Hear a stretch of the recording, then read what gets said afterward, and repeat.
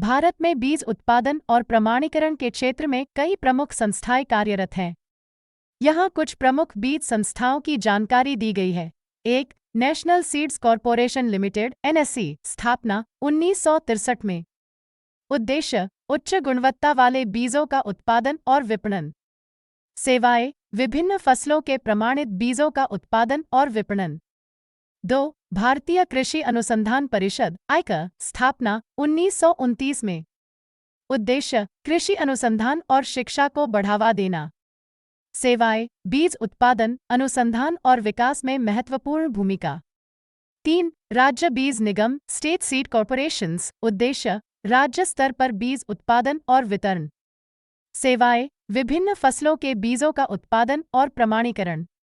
4. राष्ट्रीय बीज निगम (national seed corporation), उद्देश्य: उच्च गुणवत्ता वाले बीजों का उत्पादन और विपणन।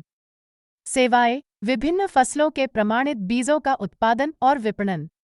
5. राज्य कृषि विश्वविद्यालय (स्टेट एग्रीकल्चरल यूनिवर्सिटीज, सांग्स), उद्देश्य: कृषि शिक्षा और अनुसंधान।